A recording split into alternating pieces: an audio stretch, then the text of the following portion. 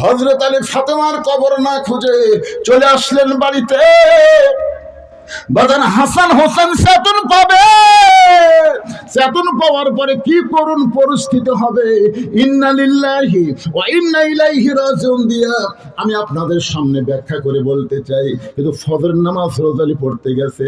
এতদিন হযরত আলী যেখানে নামাজ পড়েছে তার বাম পাশে যিনি নামাজ পড়তেন তার নাম হলো আবু যর গিফারি। জোরে কার সুবহানাল্লাহ। দুইজনের মধ্যে এমন বন্ধুত্ব ছিল, মসজিদের যেই কাতারে হযরত আলী দাঁড়ায় সেই কাতারের বাম পাশে আবু যর গিফারি দাঁড়াইতেন। কিন্তু আজকে হযরত আলী জান্নাতুল বাকি থেকে ফাতেমারে দাফন করার পরে ফজরের নামাজ যখন পড়তে গেলেন, তিনি দাঁড়ায় ফজরের সুন্নত পড়লেন। ডানে তাকায় দেখে আবু যর গিফারি নাই, বামে তাকায় দেখে আবু যর গিফারি নাই। হযরত আলী মনে করতেছে কবর খুঁড়ে খুঁড়ে যদি হয়তো শরীর ক্লান্ত হয়, হয়তো শেষ কাতারে নামাজ পড়তে পারে।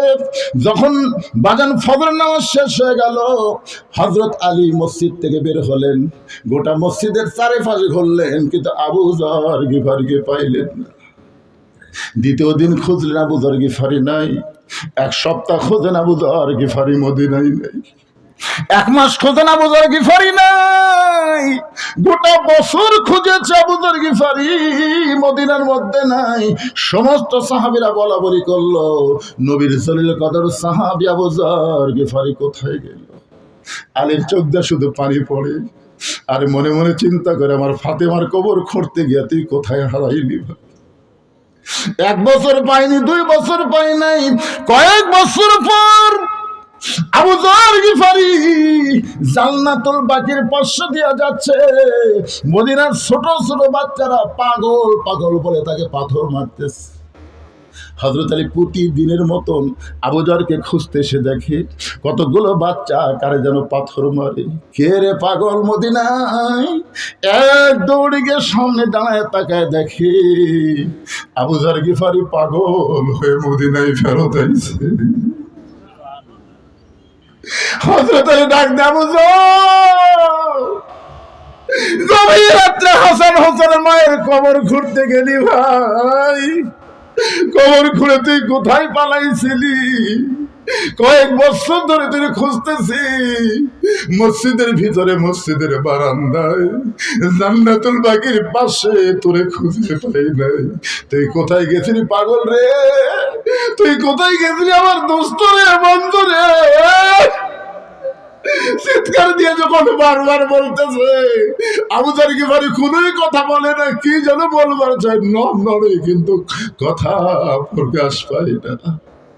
হযরত আলী একটা অবাক করে বুকের মধ্যে বলে, আবু যর, তোর জবানকে আল্লাহ বন্ধ করে দিয়েছে, কথা বল। সঙ্গে সঙ্গে আবু যর একটা কথাই বলে, কবর কবর কবর কবর। 3-4 বার বলে পড়ে গেছে। হযরত আলী লক্ষ্য করে দেখে আর নাই রে। আবু যর গিফারি চিরদিনের মতো বিদায় নিয়েছে। আবু যর গিফারির মাথাখানা উরাতের উপরে নিয়ে হযরত আলী যখন বসে আছে, এমন সময় সাহাবীরা এসে বলে, আলী ভাই, কে তোমার কোলের মধ্যে মাথা দিয়া ঘুমায়? আলী বলতেছে, আয় আয়, সবাই তাকায় দেখ, নবীর জলিল কদর সাহাবী আবু যর শুধু কবর কবর কবর বলে দুনিয়া থেকে বিদায় নেয়। সমস্ত সাহাবী হাঁটু গেড়ে বসে বলে, আলী, এই কবর কি রে? এই কবর কি? আজকে যারা গোরস্থানের মাহফিল আইছেন ভাইজান, যতই বাড়ি গাড়ি সহায় সম্পত্তি করেন, আমাদের সবাইকে কবরে যাইতে হবে। দুনিয়াতে বহু টাকা খরচ করে যে বাড়ি তৈরি করছেন, ওই বাড়িতে আপনি থাকতে পারবেন না। আর মৃত্যুর পরে যে গোরস্থানে যাবেন, রাসূল বলেছেন 50,000 বছর আপনাকে থাকা লাগবে। গোরস্থানের একটু মাটি বায়না করে রাখ, কখন যেন আসতে পারে তোমার মরণেরই ডাক। এই কবরের কথা শুনে যাদের চোখ পানি ভিজে গেল, একটু কান্না যাদের চোখে আইলো, আমি তাদের সবাইকে বলবো জীবনের শেষ দান মনে করে এই গোরস্থানের উন্নয়ন কল্পে আপনাদেরকে একটু দেওয়া লাগবে ভাই। দিবেন? কারা কারা দিবেন? আল্লাহকে একটু হাত দেখান তো। 10 পারেন, 20 পারেন, 50 পারেন, 100 পারেন, যে যা পারেন আল্লাহর হস্তে দান করবেন। যাদের বাপ মা হাত নামান, এই ব্যাগ নিয়ে যাও, রুমাল নিয়ে যাও, ভিতরে যাও। যাদের বাপ মা কবরে গেছে 5-10টা মিনিট আমি টাইম দিলাম, এরপর আবার ইন্না লিল্লাহর উপর বাকি কথা হবে। তারপর আপনাদের নিয়ে আখিরি মোনাজাত করতে চাই। বলার সঙ্গে সঙ্গে একজন যুবক 1000 টাকা দান করেছে। আল্লাহ তার দানকে কবুল করেন, আল্লাহুম্মা আমিন। আপনাদের যাদের বাপ মা কবরে গেছে, যাদের বাপ মা কবরে গেছে, আমি তাদেরকে বলবো একটা কোরআন শরীফ বাবদ 500 টাকা গোরস্থান উন্নতি কল্পে দান করবেন। আল্লাহ এই কোরআন দানের কসিলায় আপনার বাপ মার কবরকে যেন আল্লাহ জান্নাত বানিয়ে দেয়। আল্লাহর একজন বান্দা 100 টাকা দান করেছে, আর একজন 100 টাকা দান করেছে। আল্লাহ দানকে কবুল করেন। আল্লাহ তোমার একজন বান্দা কে দিলেন? আপনি দিলেন 1000 টাকা, 2টা কোরআন শরীফ বাবদ করছে দান। আল্লাহ দানকে কবুল করে জান্নাত ঘরের মালিক বানান। এই এরা যাচ্ছে নাকি? যাচ্ছে? এরা কি আপনাকে লোক? আচ্ছা ধরো গামছা, ধরো ভিতরে গামছা, ধরো ধরো। সবাই দিবে জীবনের শেষ দান মনে করে। মনে করবেন আজকের দান হয়তো আমাদের জীবনের শেষ দান হতে পারে। আল্লাহর রাস্তায় সবাই দানে অংশগ্রহণ করবেন।